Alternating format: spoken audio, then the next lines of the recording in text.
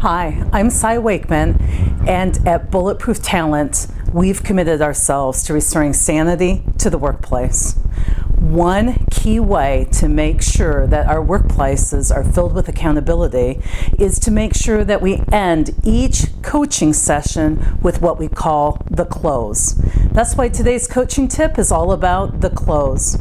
As I've talked with many managers and even witnessed their coaching sessions, I find that they end their sessions without closing the deal, so to speak, which leaves things ambiguous and unfortunately very difficult to hold someone accountable for those things guaranteed in the session. So I want to make sure that you know how to close your coaching sessions today. Coaching does not happen, a session did not exist unless it closes with commitment. Commitment is so important that we believe it's one of the 4 factors of accountability. Accountability begins with commitment, follows with resilience, moves into ownership, and then continuous learning. So if you want to make sure that your employees are set up to be accountable, make sure that you close their sessions with commitment. Here's how you do that. At the end of each session, you need to ask people, what exactly are you committing to? Ask the employee to outline specifically, what are you committing to? They may say, I'm committed to learn project management skills. I'm committed next time I'm confused or lacking information to find a peer and ask them directly rather than putting off the task for the next day. But make sure at the end of the coaching session, you've asked someone what they're committed to. Secondly, ask them for what's their plan to deliver.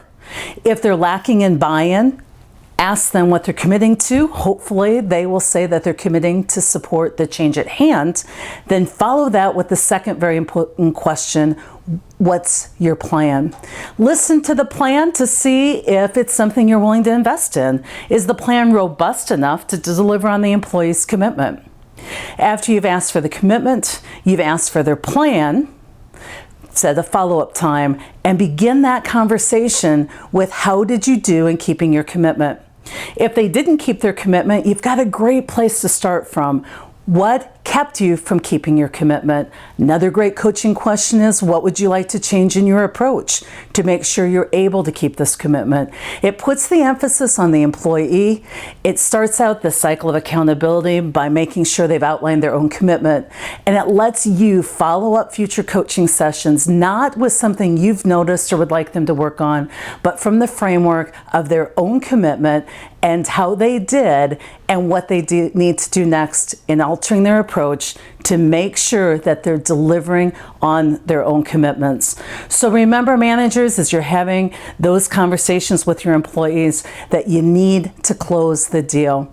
Ask for people's commitment, what their plan is to sign up for and deliver on that commitment, and then begin accountability from there. In future coaching tips, we'll talk to you about a lot of other strategies and techniques to make sure that you are hardwiring accountability into your workforce.